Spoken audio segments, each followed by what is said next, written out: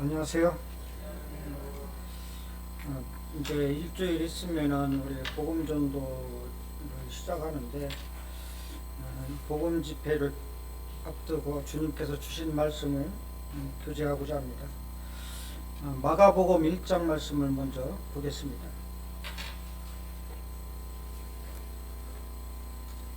마가복음 1장 1절입니다.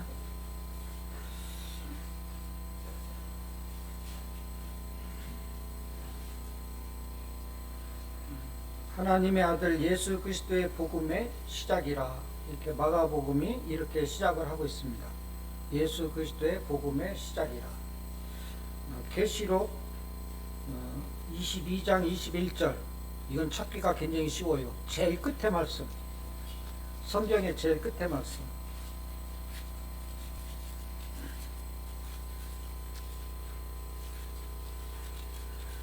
제가 읽어드리겠습니다. 주 예수의 은혜가 모든 자에게 있을지어다. 아멘. 이렇게 끝나는 거예요.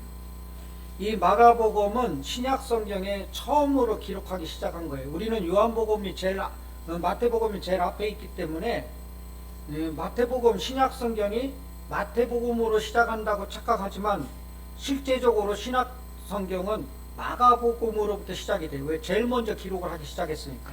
그래서 신약 성경은 정리하면은 복음으로 시작해서 은혜로 끝나는 겁니다. 복음으로 시작해서 은혜로. 그래서 이 신약 성경의 주제는 복음을 통해서 은혜를 받으라는 메시지를 함축하고 있어요. 복음을 통해서 은혜를 받아라. 이런 지금 메시지를 신약 성경을 통해서 지금 우리에게 얘기하고 있어요. 그럼 성경 전체를 보면은 창세기 1장 1절에 창조로 시작을 하잖아. 성경이 창조로 시작해서 계시록 제일 끝에 은혜로 끝나요. 이것도 굉장히 재미있는 이 패러다임이 있어요. 이 뜻은 창조하신 하나님께서 피조물에게 은혜를 베푸시기를 원하신다. 이러한 그 메시지가 성경 속에 있어요. 물론 그 안에는, 그 과정에는 수천 년 동안 인간의 범죄와 타락, 구속, 회개, 회복, 이러한 것이 쭉 전개되어 있지만, 성경의 결론은 창조로 해서 은혜로 끝난다는 건 대단한, 이 성경에 대단한 메시지를 우리에게 주고 있어요. 하나님께서 목적으로 우리를 창조하셨다는 거예요. 그것은 우리에게 은혜를 주기 위해서 이렇게 창조했다는 말을, 한마디로 메시지를 정리할 수 있어요. 그러면 우리가 지금 살아가는 성경적 시대는 교회 시대라고 그러잖아요. 교회 시대. 네? 은혜 시대, 또 뭐 지금 복음 시대, 또 때로는 마지막 때, 우리가 이렇게 왕왕하고 있거든요. 그러면은 교회 시대라고 우리가 지금 살아가는 성경적 시대를 교회 시대라고 하는 것은, 우리가 구원받은 성도들이 교회에 속해서 살아가는 시대이기 때문에 교회 시대, 이렇게 또 얘기를 해요. 그러면은 은혜 시대, 지금 은혜 시대라고 해요. 종종 이제 보통 성경학자들이 이 땅에서 하나님의 마음을 유일하게 체험할 수 있기 때문에 지금 은혜 시대다. 네? 하늘나라에 가서는 이 은혜를 체험할 수 없어요. 영광을 체험하잖아요. 오로지 이 땅에서는 하나님의 은혜를 체험할 수 있는 공간은 이 땅뿐이다. 그래서 지금 은혜 시대라고 하는 거예요. 또 복음 시대. 지금 이 주님께서 승천하시고 다시 오실 때까지 이 기간이 복음을 전할 수 있는 이러한 시대이기 때문에 지금 우리가 살아가는 성경적 시대는 복음 시대, 이렇게 또 얘기를 하고 있어요. 그래서 정리하면은 복음을 통해 구원받고 교회에 소속되어서 은혜를 체험하기 때문에 우리는 교회 시대, 은혜 시대, 또 복음 시대, 이렇게 성경적 시대를 가름하고 있어요. 그리고 마지막 때라는 것은 주님이 오기를 기다리는 이러한 그 마지막이라는 이 땅에서, 이 마지막 때는 은혜도 마감이 되고 복음도 마감이 되고 모든 것이 이제 정리되는, 그래서 우리가 이러한 것을, 이 복음 시대를 살아가고 있습니다. 그래서 우리가 다음 주에 복음 집회를 하는 거예요. 그 시대가 지금 열려 있기 때문에. 복음의 시작이라, 이렇게 이제 마가복음으로 돌아와서 신약 성경에 제일 먼저 기록을 한 게 마가복음인데, 신약 성경을 제일 먼저 기록하면서 시작한 것이 예수 그리스도의 복음의 시작이다. 이렇게 기록을 하고 있어요. 그러면은 이 복음의 의미는 로마서 1장 2절의 말씀에 보면 예수 그리스도께서 복음이라는 기록을 갖고 있어요. 예수 그리스도께서 복음이다. 이 복음이라는 것은 우리말로 해석을 하게 되면 기쁜 소식, 예? 이러한 뜻을 지니고 있잖아요. 근데 이 복음이라는 게 헬라어로 유앙겔리온인데 이것이 굉장히 깊은 의미가 있어요. 우리나라 말로는 복음으로 이렇게 기쁜 소식이라고 했지만 이 지금 마가복음의 복음의 시작은 굉장히 중요한 의미가 있어요. BC 490년, 이제 뭐 한참 전이죠. 페르시아가 이 그리스를 침략하려고 이제 그리스를 페르시아가 먹으려고 이제 마라톤 광야에서 큰 전쟁이 일어났어요. 그런데 이 페르시아 군인은 6,800명 정도, 이 그리스의 군인은 200명 정도, 34대 1 정도 막 이렇게 되는 거예요. 전쟁이 된 거예요. 왜냐하면 이 아테네 이 수도 왕궁이 있는 데를 이제 페르시아가 침략하기 위해서 마라톤 광장에서 이제 전쟁이 붙은 거예요. 그런데 여기서 200명의 그리스 군사가 이 6,800명의 페르시아 군대를 무참하게 이겨버린 거예요. 대단한 점. 그래갖고 병사 하나가 이 기쁜 소식을 왕에게 전하기 위해서 이 마라톤 광야에서 그리스 왕궁까지 막 뛰어간 거예요. 왕궁에 도착해서 그 왕 앞에서 유앙겔리온하고 이 병사는 심장마비로 죽게 됩니다. 그래서 그때 유앙겔리온이라고 외친 게 우리가 듣는 이 복음하고 같은 헬라어로 사용했다는 거예요. 뭐 이게 제가 몇 년 전에 한번 이렇게 강단에서 말씀한 적이 있는데 안 들으신 분이 있기 때문에 이거 다시 한번 설명을 해드리는 거예요. 그러면은 올림픽에서 제일 마지막에 하는 경기가 뭐죠? 마라톤, 그죠? 마라톤. 그 마라톤 거리가 42.19km예요. 그러면은 이 마라톤 광장에서 그리스 아테네 광까지 이 병사가 뛴 거리가 42.19km예요. 이 병사를 기념하기 위해서 마라톤 경기가 생긴 거예요. 그리고 이 마라톤 경기를 올림픽의 꽃이라고 하잖아요. 제일 마지막에 하고 우승자에게 그 종려나무 이파리로 만든 월계관을 딱 씌워줘요. 송기정 선수가 1936년에 베를린 올림픽에서 그 마라톤에서 1등했죠. 그 사진 한번 보면은 월계관 쓴 모습을 우리가 사진으로 확인할 수 있어요. 그래서 이 병사를 기념하기 위해서 마라톤 경기가 생긴 거예요. 고대 올림픽부터. 그래서 이 유앙겔리온, 그래서 이 단어를 그때부터 어떻게 사용을 했냐면은 예를 들어서 왕의 최고의 기쁨을 표현하기 위해서 유앙겔리온을 사용했고, 또 전쟁의 승리와 황제의 기쁨과 황제의 즉위식 등 황제에 관련된 기쁨이 있을 때 유앙겔리온 이렇게 사용했던 거예요. 근데 이 마가는 그 황제의 기쁨의 소리를 갖다가 유앙겔리온을, 이 마가는 주님이 오시는 걸 딱 보고 유앙겔리온, 복음의 시작이다 한 거예요. 대단한 영적 의미가 있습니다. 진정한 기쁨의 소식은 황제의 기쁨이 아니라 예수 그리스도를 통해서 하늘의 그 소망의 기쁨을 이 예수 그리스도를 통해서 이 기쁨의 소리를 들을 때 이것이 가장 복된 소리다. 이것을 지금 마가는 얘기하고 있는 거죠. 영원한 기쁨의 소식을 지금 주님께서 이 땅에 갖고 오셨다. 이런 메시지를 지금 마가는 선포하는 거예요. 사랑하는 형제 자매님들, 우리는 또한 이 주님의 복음을 듣고 믿음으로 오늘 이 자리에 있는 겁니다. 우리가 들은 이 복음, 예수 그리스도의 복음이 과연 황제의 그 복음보다 훨씬 귀하잖아요. 세상 사람들은 그 황제의 복음, 유앙겔리온을 듣고 기뻐하지만 우리는 예수 그리스도의 복음을 듣고 정말 영원한 기쁨을 갖고 소유하고 살아가잖아요. 이것을 마가는 지금 이 처음에 성경을 쓰면서 이거부터 기록했다는 것은 예수 그리스도의 그 영원한 기쁨으로 주님께서 오셨다. 이것을 지금 처음부터 결론을 내고 쓰기 시작하는 거예요. 그래서 주님의 희생된 복음을 통해서 우리는 영원한 소망을 안고 살아가고 있습니다. 이럴 때 우리는 이 어떤 모습으로 이 사실을, 이 복음을 증거하며 또 이 복음을, 우리가 믿고 있는 이 복음을 어떻게 증명하며 살고 있을까, 살아가야 될까, 이러한 사실에 대해서 정말 우리가 고민하고 또 이것을 우리가 이 땅에서 우리가 충분히 이 증명해야 되고 증거해야 된다는 사실입니다. 그렇기 때문에 우리가 이렇게 세상이 어지럽고 힘들지만 복음 집회를 포기하지 않고 이번 토요일날 일요일날 복음 상담 2주로 해서 복음 집회를 갖는다는 것, 대단한 의미를 우리 교회 성도님들 개인에게 있다는 사실을 기억하시기를 바랍니다. 그래서 주님의 복음을 위해서 성도님들께 몇 가지 제안을 드리고자 합니다. 이 복음을 위해서 우리가 막연하게 포괄적으로 복음은 예수 그리스도께서 오신 그 사실을 증명하는 거다, 이렇게 포괄적으로 하는 것보다 우리가 이 시대에 정말 우리는 어떠한 것을 갖고 이 복음을 위해서 살 것인가.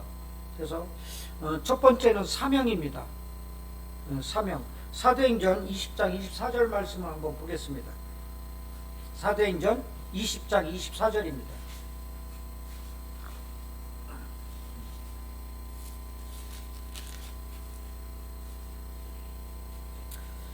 사도행전 20장 24절 말씀을 읽어드리겠습니다. 내가 달려갈 길과 주 예수께 받은 사명 곧 하나님의 은혜의 복음을 증언하는 일을 마치려 함에는 나의 생명조차 조금도 귀한 것으로 여기지 아니하노라. 이제 바울이 마지막 달려가는 길을 마칠 때 이 고백을 한 거예요. 근데 이 사명 곧 하나님의 은혜의 복음을 증언하는 것이 이 사도 바울에게는 사명이었던 것이죠. 그래서 우리가 이 사명을 알아야지만 우리가 사명을 실천할 수 있지 않겠어요? 그래서 이 복음 전도는 우리의 사명입니다. 사명이라는 것은 그 숙제, 과제 이런 의미를 갖고 있지만은 이 라틴어 성경에 이렇게 번역한 거 보면은 보낸 자라는 뜻일 거예요. 보낸 자. 사명은 우리가 그 사명을 보냈다는 것, 사명을 그걸 실천하라고 보낸 자. 그래서 이 사도라는 뜻은 보냄을 받은 자예요. 보냄을 받은 자. 사명을 받고 보냄을 받은 자. 이런 의미를 갖고 있어요. 그래서 마태복음 28장 19절 20절에 보면은 모든 족속을 제자 삼으라. 이런 그 지상명령을 최후에 하고 있어요. 그래서 주님을 대신해서 우리는 주님의 일을, 이 마가복음 1장 1절에 예수 그리스도의 복음의 시작이라 했잖아요. 예수 그리스도의 복음을 우리는 이제 맡은 자예요. 그것을 위해서 우리는 보낸 자, 이 세상에 보낸 자로 우리가 그런 사명이 있다는 거죠. 자, 요한복음 20장 21절 말씀에 보면은 주님께서 제자들에게 이렇게 얘기하셔요. 아버지께서 나를 보내신 것 같이 나도 너희를 보내노라. 이 뜻은 아버지께서 나를 세상에 복음을 위해서 보낸 것 같이 나도 이 제자들을 세상으로 복음을 위해서 보낸다. 이런 것을 갖고 말씀을 하신 게 있어요. 그래서 성도님들, 주님께서 세상에서 구원을 위해서 우리를 부르셨고 또다시 우리를 사명을 주시고 세상을 향하여 보낸 자로 우리는 이 땅에 살아가야 된다는 것이죠. 이것이 하나님의 목적이 이끄는 삶입니다. 그래서 구원은, 제가 눈에 얘기하지만 구원은 누림이 아니라 쓰임이에요. 내가 어떻게 쓰임을 하고 있는, 쓰임을 하나님의 뜻에 따라서 쓰임을 지금 사용되고 있는가, 이것이 하나님이 우리를 구원받게 한 분명한 목적이 있습니다. 이것이 구원받은 성도들에게 하나님의 뜻에 의해서 목적에 이끄는 삶을 우리가 살아가야 된다는 것이죠. 그래서 이 사명, 복음입니다. 사명은 안으로는 여기 이 말씀 있잖아요. 서로 사랑하라. 이게 계명이잖아요. 그래서 안으로는 서로 사랑의 사명이 있고 밖으로는 복음, 전도를 전해야 되는 이러한 사명이 우리에게 두 가지 사명이 있다는 것을 분명하게 기억해야 될 것입니다. 그래서 오늘은 전도 집회를 앞두고 외적인 사명, 전도를 중점으로 교제하겠습니다. 모든 족속을 제자 삼으라 하는 것은 차별 없는 전도를 우리에게 요구하는 거예요. 차별 없는 전도. 차별을 하게 되면 우리가 이 자리에 있을 수 없잖아요. 그죠? 모든 족속이라는 것은 이방인이든 헬라이든 유대인이든 우리가 바깥에 나가서 차별 없는 전도, 이 뜻은 어떠한 신분에 의해서 내 기분에 맞춰서 또 내가 계산하잖아요. 내가 이렇게 복음을 전했을 때 저분은 어떻게 받아들일까 먼저 계산하잖아요. 우리는 차별 없는 전도를 분명하게 해야 되는 사명을 갖고 있어요. 다시 말씀드리면 나의 기준과 생각에 의해서 선택적 복음 전도가 아니라 주어진 환경에서 우리의 미션, 우리의 사명의 역할을 해야 된다는 거죠. 그래서 우리의 사명은 위대한 특권입니다. 그 이유는 주님의 일을 대신하는 일이기 때문에, 하나님의 일을 대신하기 때문에 우리의 그 사명의 특권은 위대한 것입니다. 고린도후서 5장 18절 말씀에 보면은 주님께서 하나님과 우리를 화목하게 하는, 죄로 인해서 하나님과 우리가 왼수됐잖아요. 그런데 주님께서 하나님과 우리를 화목하게 하는 직분을 갖고 오셨잖아요. 근데 주님이 또 이 땅을 떠나시면서 우리에게 세상과 우리와 관계를 화목하게 하는 직분을 주셨다는 거죠. 세상과 이 주님과의 화목하게 하는 그런 직분을 우리에게 주셨다는 거죠. 그래서 사명은 위대한 일입니다. 왜? 하나님의 일을, 주님의 일을 우리가 대신하기 때문에. 성도님들께서 이러한 사명을 망각하고 등한시하고 있지는 않습니까? 이번 기회에 다시 한번 우리의 위대한 사명을 인식하고 실천하는 삶이 성도님들이 있기를 바랍니다. 두 번째 제안입니다. 우리의 복음을 위해서 어떻게 살아가야 될 건가. 두 번째 제안은 사도행전 1장 8절 말씀입니다. 사도행전 1장 8절 한번 말씀 보겠습니다.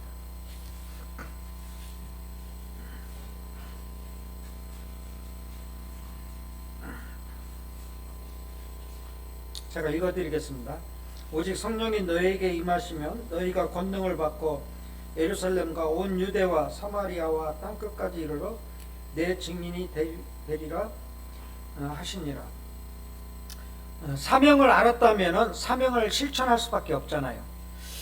사명을 우리가 실천하여 증명하는 것이 증인의 삶입니다. 내가 사명을 알기는 아는데 이걸 실천하지 않았을 때 우리는 증인의 삶을 산다고 보장할 수 없습니다. 사명을 실천했을 때 우리는 증인의 삶을 살아가는 것입니다. 구원받은 성도는 예수 그리스도를 증명하며 그 사명을, 주님께서 우리에게 맡긴 그 일을 잘 감당할 때 우리는 충성된 증인이 될 수 있을 것입니다. 여기서 보면 예루살렘과 유대와 사마리아 땅끝까지 이렇게 가까운 곳에서 먼 곳으로 이 지형을 볼 수가 있어요. 우리의 전도도 가까운 데서 먼 곳으로 행해져야 되는 것입니다. 예를 들어서 우리가 개인 삶 가운데 내 가족, 내 친족, 내 주위에 있는 사람부터 이 전도는 전해져야 되는 것입니다.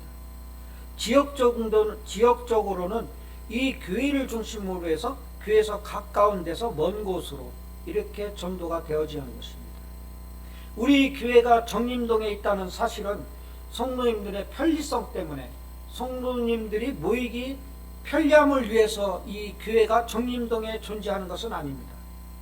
물론 그 부분도 있겠지만 가장 중요한 목적은 이 정림동 지역에 복음을 위해서 이 교회가 이 지역에 위치하고 있는 것입니다. 그러면 우리는 지역적으로 이 정림동에서 가까운 데서 먼 곳으로 이 복음이 전도가 행해져야 된다는 사실입니다. 제가 신한국 복지센터 이렇게 이상우 형제님하고 복음을 전하러 가면서 전도하면서 항상 이 말씀을 기억할 때 항상 마음에 짐이 있었어요. 이 교회, 우리 주위에 이러한 기관, 이러한 시설부터 해야 되는데, 그런 짐이 있다 보니까 제가 코로나 발생하기 전에 그 동사무소 찾아가서 이 정림동 지역에 소외된 시설이 3군데 있더라고요.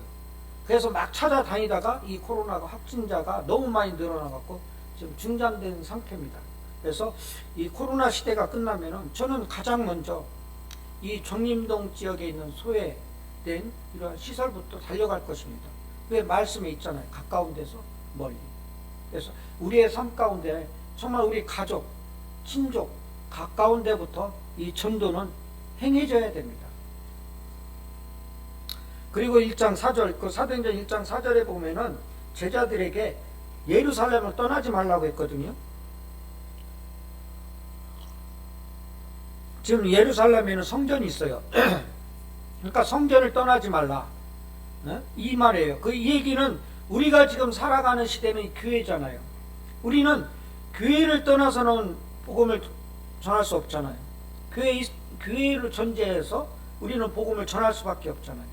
그래서 우리는 교회 중심적인 삶을 살지만 이 당시는 성전이 이 사도행전 기록하고 얼마 안 있다 이제 성전이 무너지지만 주님께서 예루살렘을 떠나지 말라고 한 이유는 성전 중심으로 살아라 이 얘기예요. 그래서 우리는 이 서대전 교회를 떠나지 말고 복음을 전도해야 된다는 거죠. 서대전 교회를 떠나서는 어떤 것도 할 수 없잖아요. 전도도 할 수 없잖아요. 우리가 무슨 명목으로 전도할 수 있겠어요? 교회를 떠나서 어떤 것을 통해서 우리가 믿지 않는 사람들에게 복음을 전할 수 있겠어요? 그래서 이 교회를 떠나서는 우리는 아무것도 할 수 없습니다. 그래서 이 전도는 주님 오시는 날까지 쭉 이어져야 합니다. 그래서 복음 시대라고 하는 겁니다. 전도는 누가 아니라 내가 합니다. 누가 하겠지. 그 전도는 또 은사가 아니에요. 이거는 우리의 직무의 책임이에요. 전도는 전도팀, 우리 교회 전도팀 있잖아요. 전도는 전도팀만이 하는 것이 아니에요. 전도팀은 어떤 기획을 짜고 어떤 방향을 잡고 어떤 것에 의견을 모아서 좋은 아이디어를 내고 이러한 거에 불과하지, 이 전도 복음은 우리 모든 교회 성도님들이 함께 하는 거예요.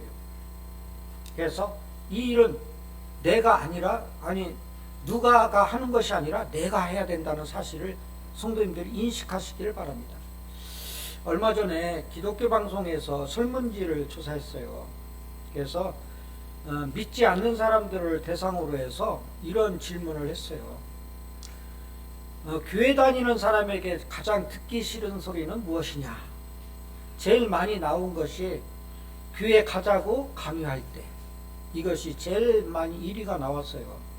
근데 또 다른 설문지를 했어요. 설문지를 2개를 내놨어요. 교회 다니는 사람한테 가장 듣고 싶은 소리는 무엇이냐? 이건 이제 여러 가지를 넣겠죠. 근데 거기서 제일 많이 표를 얻은 게 교회 같이 가자는 소리. 이율배반적이잖아요. 한쪽은 교회 가자는 소리를 제일 듣기 싫어하지만 또 한편으로는 교회 같이 가자는 소리를 듣고 싶다는 소리를 한다는 거예요. 일이에요, 그게요. 그래서 제가 이 말씀을 드리는 이유는 우리가 우리 주위에 이렇게 교회 가기 싫어하는 사람도 있지만 교회 가고 싶어 하는 사람들도 우리 주위에 많이 있다는 것을 얘기하고 싶어요.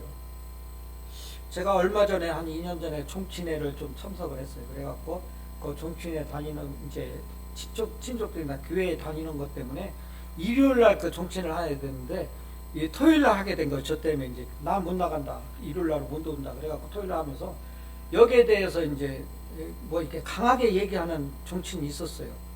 그때 당시 마침 이제 뭐 기독교인들의 뭐 타락 막 이런 게 방송에 나올 때요. 그냥 막 그런 얘기를 막 해요. 그래서 저는 이렇게 거꾸로 얘기한 거예요.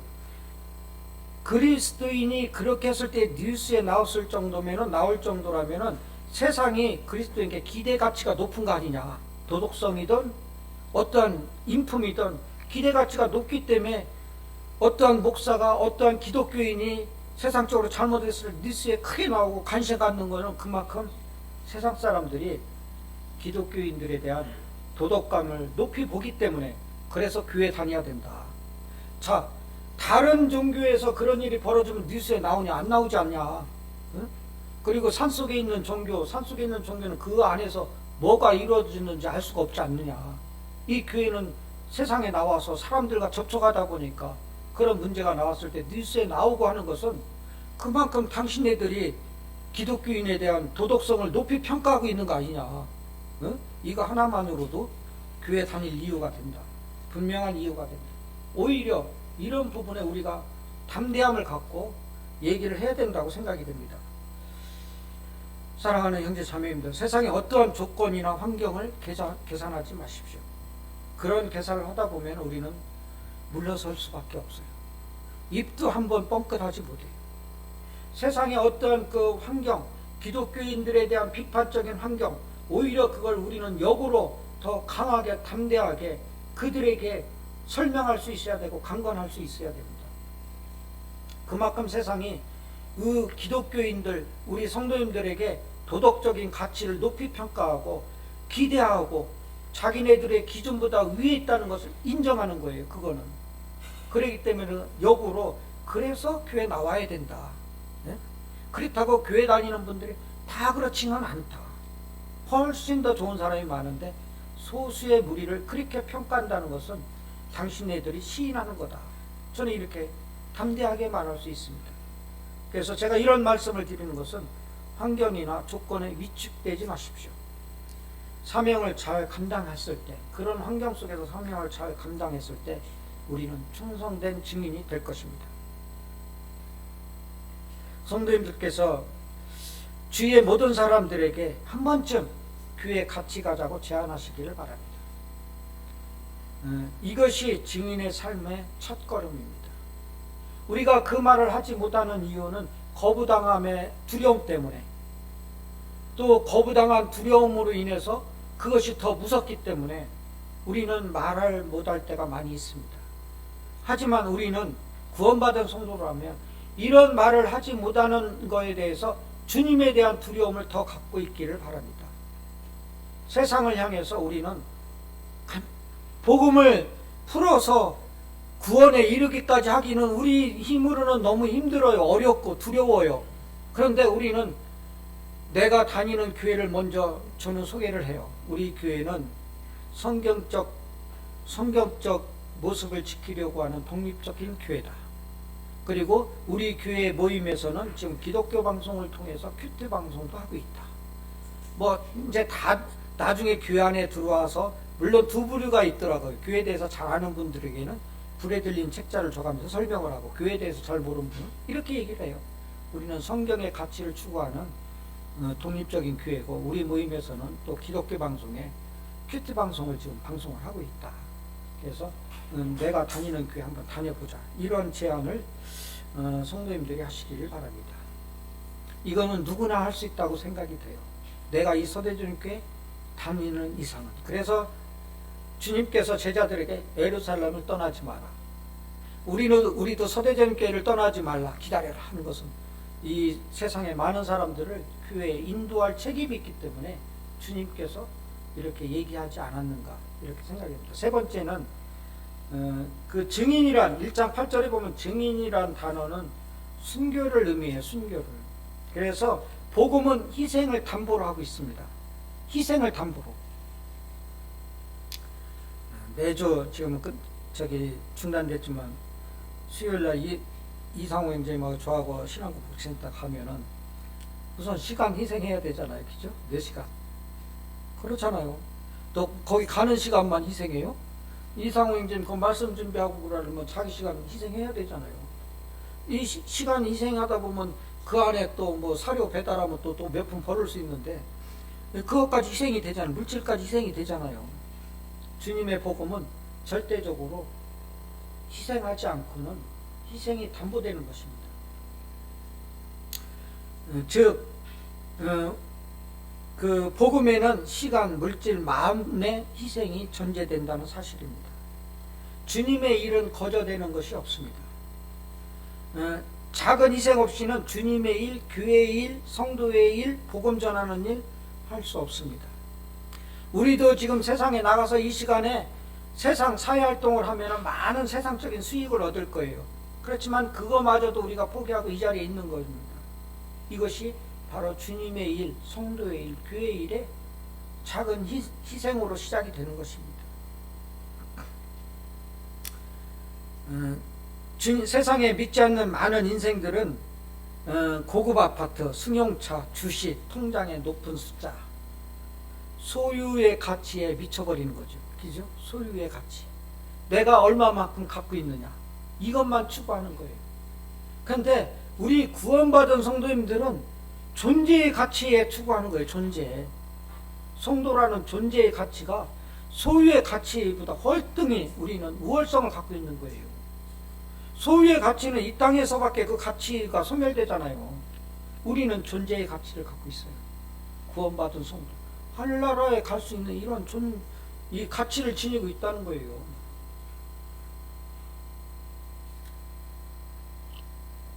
누가복음 18장 18절에 보면 부자 간원이 이제 돈이 무지하게 많아. 주님을 찾아왔어. 그래 이제 자기는 영생도 없고 이 부자도 유지하고 싶은 거야. 그래갖고 주님 앞에 물어보는 거야.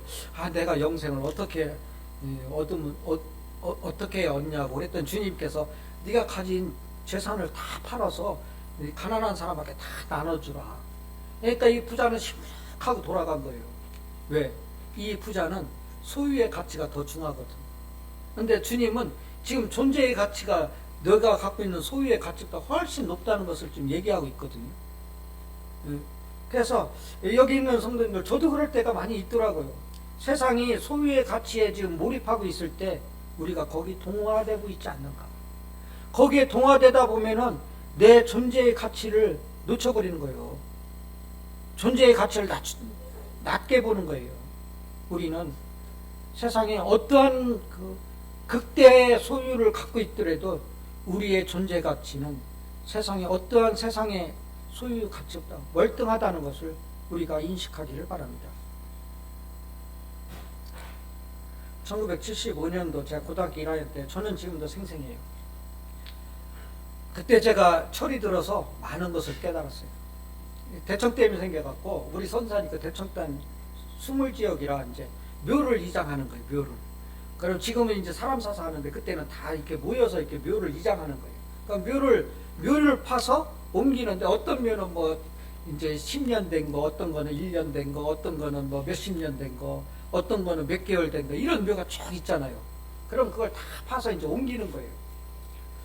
근데 한 40년, 50년 된 묘인데 그걸 파 제꼈는데 거기는 흙만 조금씩 흐물하게 있는 거예요. 다 썩었죠. 저는 그 모습을 보면서 그 고등학교 1학년 때 이런 생각을 가진 거예요. 야, 인생 결국은, 그때는 내가 성경에 대해서 알지도 못할 때예요. 인생의 결론은 결국은 흙이구나. 그래서 난 그때 이런 생각, 나도 죽으면 언젠가는 이렇게 흙이 돼갖고 이 흙먼지가 내가 살던 창틀에 쌓이겠지. 이런 생각을 가진 거예요.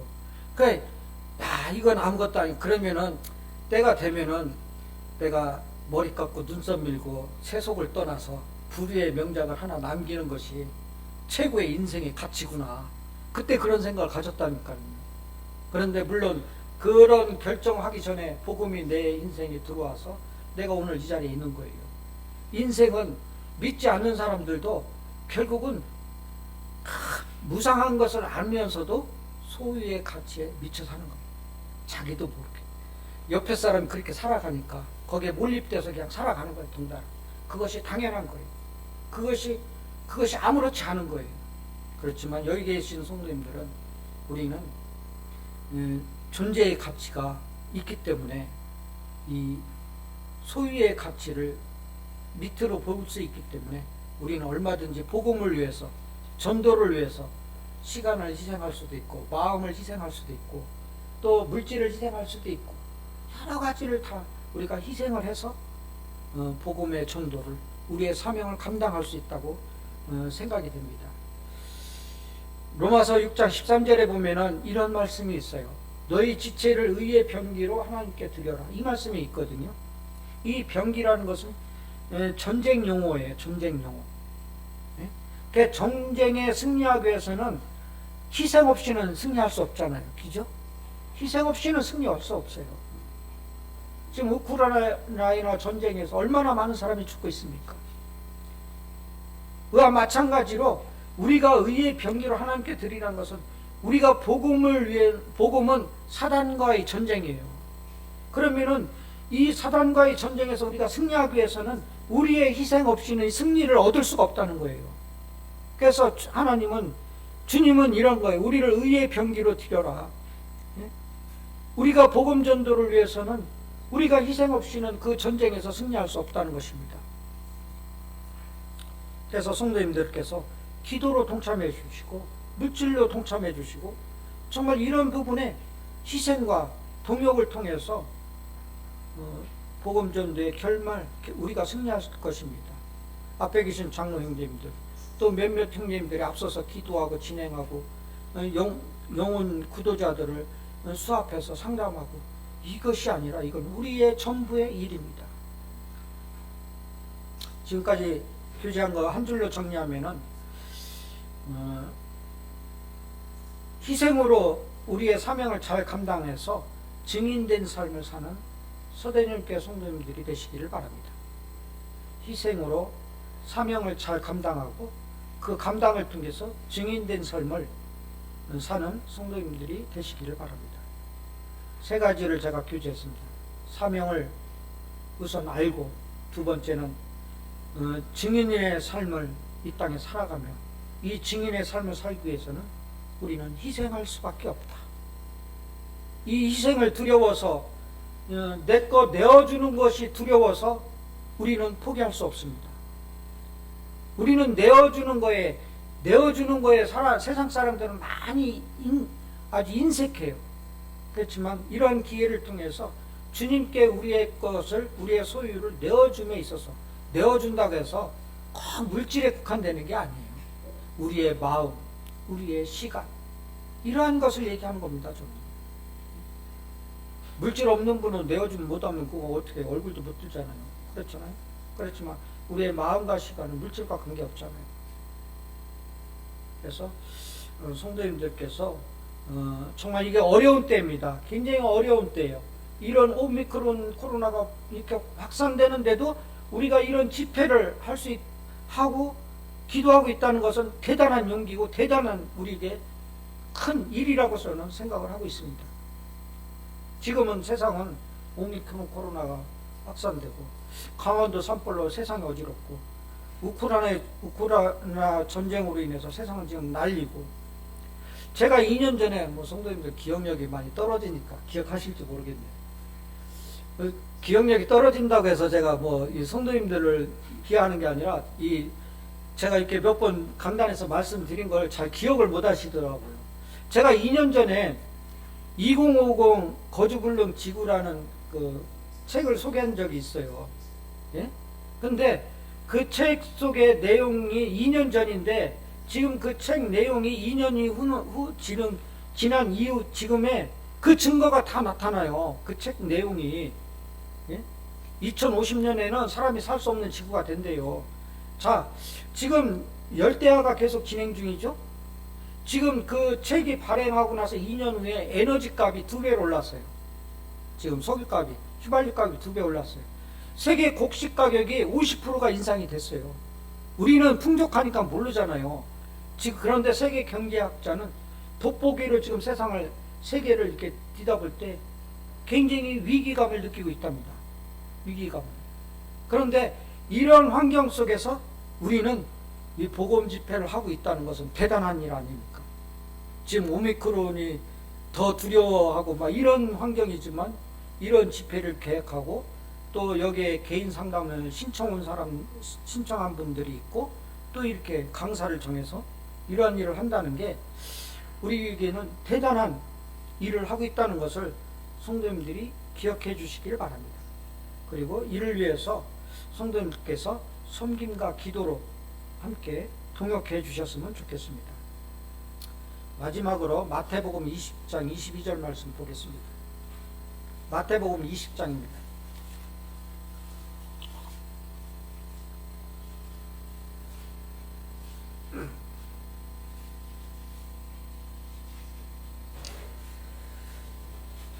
(20장 22절) 읽어드리겠습니다. 예수께서 대답하여 이르시되 너희가 구하는 것을 알지 못하는도다. 내가 마시려는 잔을 너희가 마실 수 있느냐?